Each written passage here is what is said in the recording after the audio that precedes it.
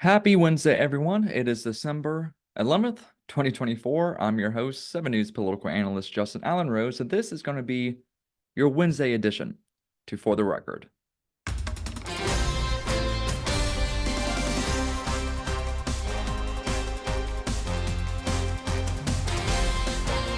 Like I mentioned in the last podcast that I released on Monday, I'm trying to spruce up this podcast, and I'm trying to release an episode Monday, Wednesday, and Friday.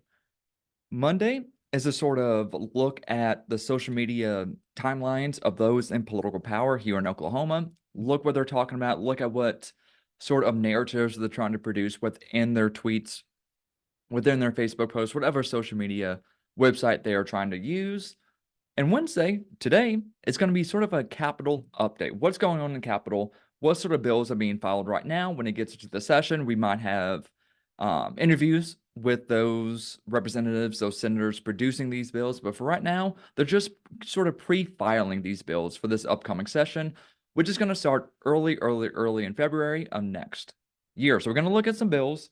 And we also had some news come out yesterday that we reported on that is very important. That has to do with a crime story that happened in the early 2000s, but it's still being felt to this day. And we have some very, very local representatives trying to produce legislation in 2025 to try to counteract what took place, what they say is taking place. So with that being said, let's go ahead and get going and look at a couple of bills. This first one, let me share my screen for it. All right, again, this is a video podcast, so if you're listening to it, if you want to see what I'm looking at and seeing what we're talking about on the screen, pop open the video, especially if you're not driving, pop open that video. The first bill we're going to look at that is being filed, Stegall, I believe this is, Representative Stegall files a bill to eliminate income tax here in Oklahoma, so the state income tax, by 2035. And this is interesting because this is sort of what Oklahoma Governor Kevin Stitt is asking for after he pushed forward with the elimination of the grocery tax this past legislative session in 2024. He still said more work needs to be done. And from the very beginning, he said he wants the income tax here in Oklahoma, the state income tax, to be a path to zero. And this bill does just that. So it might get some movement this session actually getting passed. But here's the thing. Stegall says in this press release that he actually produced a nearly identical bill this past session in 2024, but it went nowhere. If you look at, and here's some things too we'll discuss as well. Let me get around that. And we'll discuss sort of this process because legislative processes can be very difficult, especially if you are not, if you don't have the time to really sparse through everything. So, I mean, if you're looking at the screen now, you see something first reading, second reading, and then referred to a certain committee. There's a process for these bills, just like, if you look at Schoolhouse Rock, I'm Just a Bill in the national level, it sort of follows the same sort of process here in Oklahoma, but with some differences too. And just like in the national level, it is hard to get bills passed. That is sort of what our founders wanted it to be. They wanted it to be a slow process. While that frustrates a whole lot of people, frustrates legislators, and frustrates the people of Oklahoma, of whatever state you want to talk about, it's still, that's what they wanted. They didn't want quick change to take place. And so you have to go through a lot of roadblocks if you want your legislation to be passed. First, it has to be read or introduced into the chamber in which it was. So let's say a representative here in Oklahoma authored a bill, just like Stegall did.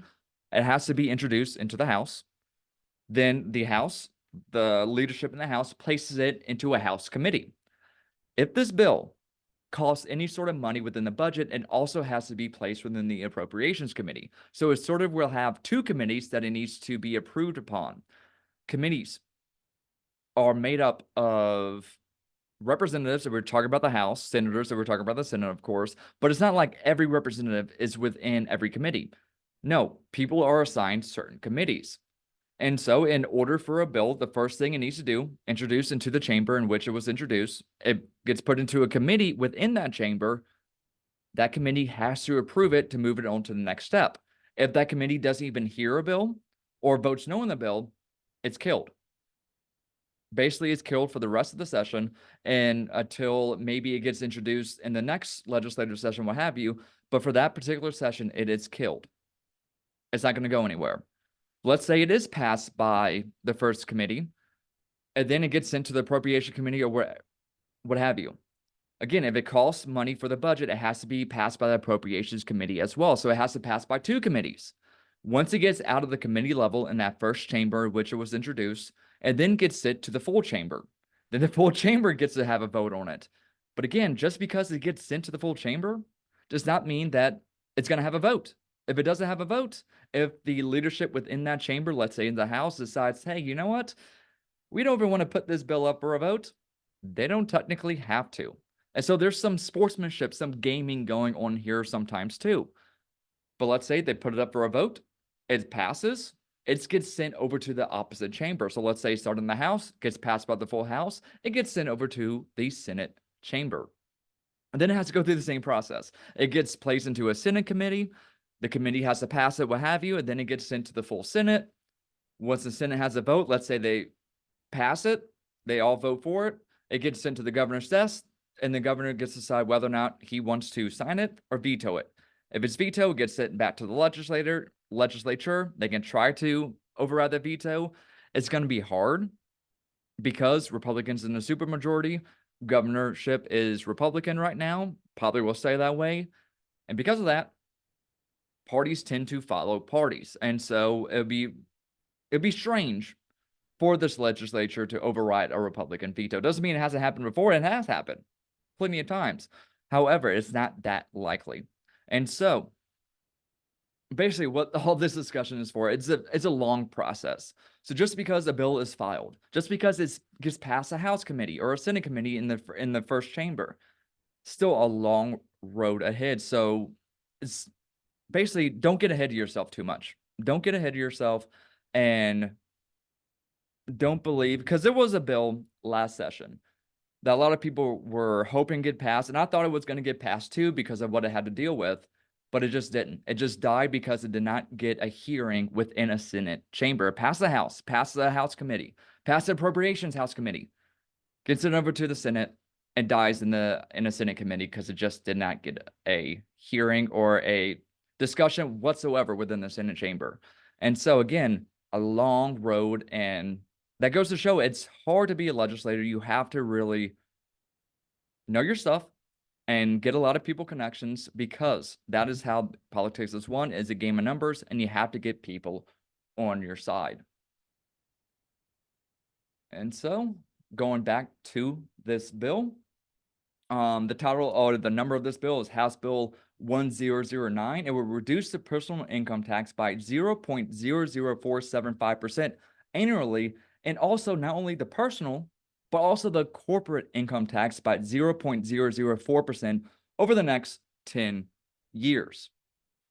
Here's a quote from Stiegel when he introduced the bill. He said, quote, "Recent polls show that Oklahomans overwhelmingly support the elimination of the state income tax, an effort for which I have filed legislation the past 2 years and finally, once again, for the 60th legislature. The state income tax is a clear violation of our own state constitution, and I will continue to pursue righting this wrong in the upcoming session," unquote. And then he points to Article 2, Section 2 of the Oklahoma Constitution, which says all persons have the inherent right to life, liberty, and the pursuit of happiness, and the enjoyment of the gains of their own industry. Stiegel claims that income taxes go against the foundation of this Constitution and is an encroachment on Oklahomans' liberties. Again, I would assume this will get at least some favorability within the Republican side. I don't know if it's going to be a lot enough to get it passed, but this is going to be one that I'm going to keep an eye on. When I spoke with Dusty Devers, senator right here in Southwest Oklahoma, based out of Elgin, rather a new senator, I would still say this is going to be his second session coming up. When I talked to him, he was also of this belief that the state income tax is inherently wrong. It's inherently wrong. And so he will probably be, I would assume, supporting this bill too on the Senate side. So not only will it have at least some support in the House, probably will have some support in the Senate. But like I said, it's a long, long road ahead. for any piece of legislation trying to get passed in any state, in any, federal, statewide, what have you. But it's going to be one I'm going to be keeping my eyes on as we gear towards this next legislative session. Let's look at this other bill before we get into that news story I talked about in the intro. And so this next bill is from a Republican out of Moore, Senator Darrell Weaver. And one of the pieces of legislation that he has filed recently, he's filed 6, he says so far, but this other one, it will provide a 5% cost of living adjustment for police officers, firefighters, and other public servants throughout the state. A 5% cost of living adjustment for first responders. Here's the quote from Weaver when he introduced this bill. He said, quote, "As inflation continues to strain the budgets of hardworking families and retirees, it's essential that we support those who put their lives on the line every day for our communities and our state. Providing this COLA, the cost of living adjustment, will help ensure our public servants are properly compensated for the contributions to maintaining public safety and protecting Oklahomans." It says Weaver's bills include cost of living adjustments for those enrolled in 6 of the state's retirement systems, including the Oklahoma Firefighters Pension and Retirement System and the Oklahoma Police Pension and Retirement System. So a 5% cost of living adjustment. I wonder how that's going to get paid. That's going to be the interesting part of this because, like I mentioned, the bill I mentioned before that I thought was going to get passed was this one. It was House Bill 3573. It was introduced by Daniel Pay, representative right here in Lawton, who just won re-election pretty handily, I do say so. And it was the fighting chance. The number of the bill was House Bill 3573, but the bill title, the title that Pay gave it was the Fighting Chance for Firefighters Act. And would cover the costs. This bill would have covered the cost for firefighters to obtain cancer screenings through a tax credit. So basically made it cheaper for firefighters who put their lives on the line to get certain cancer screenings because we do know that they are a higher chance of attaining cancer because of the work that they do. This bill passed the full House. The full House. It was introduced to the House, but passed, through the committee. And then up for a vote in the full House, passed 92-0. 92-0 in the House. No opposition. But what happened once it got to the Senate side? Got placed in the Senate committee. Did not get put up for a vote in that committee. It gets killed. That's why I said, again, this bill passed 92-0 in one chamber in the House. Did not get a vote in the committee on the Senate side. That's why I mentioned it is hard for these bills to get passed. And so, with that being said, while yes, it's going to be hard for people generally if something's for first responders, you vote against it, what's going to be placed in the next campaign ads? That this person voted against first responders, that this person must hate first responders because they voted against this certain bill. And so, that sort of logic continues on. It's going to be quite easy if that logic continues for this bill to get passed. But like I mentioned, that pay bill, the Fighting Chance for Firefighters Act, well, yes, it got unanimous support in one of the houses. Did not even get a vote in the other. I wonder if this bill is going to see the same sort of fate coming up in this 2025 session. This is going to be another one I keep an eye on, especially another one is, will Pay actually reintroduce this bill? Because it got broad support in the House. It's good press. I do say so myself. It's probably good press for Pay as a politician to say, hey, look, what I'm trying to do for, the first responders. Not saying that's why he's doing it. Just saying, all the other things that come along with it is positive for Pay. So there's no reason for him to really not try to file this bill again. But with that being said, House members only get a certain amount of bills so they can get passed or they can introduce into each session. Senate members can do pretty much unlimited. House members have a certain amount. And so it could be the case if he doesn't think this could get passed, maybe he doesn't reintroduce it because maybe there's other bills he thinks has a better chance of getting passed. And he's a very pragmatic legislator. So I would imagine he would do the pragmatic thing and maybe introduce other bills. But again, past 92-0 in the House, I would be sort of surprised if we don't see this bill get reintroduced once more.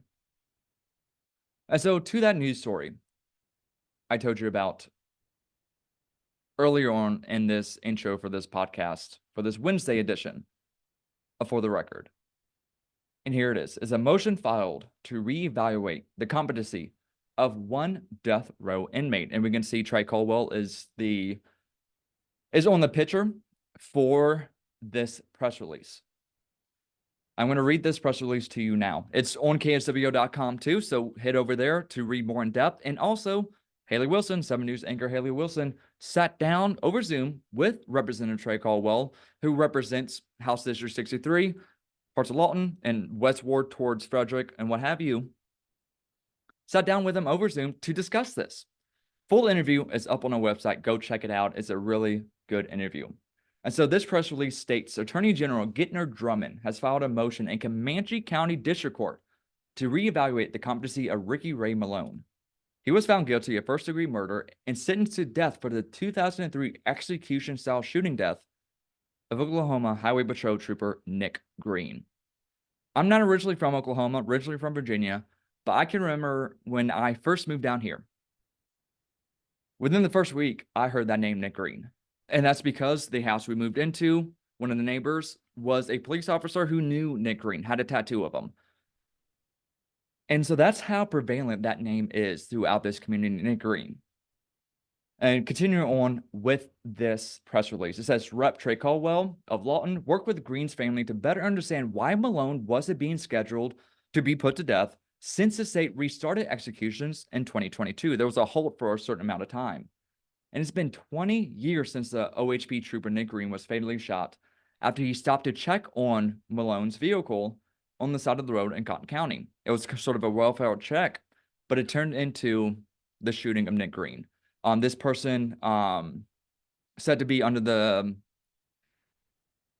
had taken meth at this time and ended up being an execution-style killing of Green, really close to Christmas Day as well. Here's a quote from Caldwell in this press release. It says, quote, Troopers Green's family has waited long enough to see justice served. This public servant was brutally murdered on the side of the road in the line of duty, was convicted of a jury of his peers, and should face the penalty set for him decades ago. But why wasn't he? Why hasn't he been put to death, or why hasn't he been put on death row since executions have restarted in 2022? Well, in 2017, it was determined that Malone, the person convicted, was not mentally competent for execution. It was moved off death row in McAllister and placed in a corrections facility in Menenda. I'd probably really messed up that town's name, but hey, what can you do? Drummond's office, the AG of Oklahoma, has introduced this new filing to try to reassess the competency of Malone. And so if it's determined that he is actually competent, he will be placed on death row. But if it's determined that he's not, he's going to continue along the same path that he's on. Here's a quote from Gittner Drummond. It says, the family of Trooper Green has waited more than 20 agonizing years for justice to be served. It is a travesty that justice remains elusive. My office will work next legislative session to ensure death row inmates cannot escape execution without concerted efforts at the Oklahoma Forensic Center for competency to be restored. In the meantime, we are requesting that Troopers Green's murderer be reevaluated by a new expert so that the state can proceed with his execution. And it also says Caldwell, along with Lawton reps Daniel Pay, Brad Poles, Tony Hasselback, Randy Worthen, Stacey Adams, and Jonathan Wilk, thanked Drummond for his swift action. And it says Caldwell and Worthen. I heard that Worthen is really spearheading this effort. It says working with Drummond for that legislation to put concrete timelines and requirements on competency reevaluations and add requirements on competency reevaluation services as a result of this case. So it seems like they want some more reevaluations, some requirements, some timelines. So if a person is determined to be not competent enough, there will be dates set in the future. I'm assuming, haven't seen the legislation at all. I don't know if it's been filed yet. I don't believe it has, because this was just released yesterday, that there's going to be timelines. So if a person has been determined to not be competent, maybe in 2, 3, 4 years, we're going to see if we can reassess this to see if they're still not competent or whatever may be the case. That's what I am generally assuming to be what's going to come with this legislation, but could be something different. But we will see. This is another thing that I'm going to keep my eyes on as we gear towards that 2025 legislative session. But that's all I have for y'all today on this Wednesday. Again, December 11th, 2024. Always reach out to me if you need anything in terms of topics you want covered. If you want a topic covered on this podcast, if you want a certain politician's timeline to be viewed on Monday, or if you know of a legislation that you want more information on or more background on, reach out to me. Justin.rose@kswo.com, or go to my Facebook, go to my X account, send me a message on there, and we can have a conversation on there as well. But that's it. I'm your host, 7 News political analyst Justin Allen Rose, and this has been For the Record.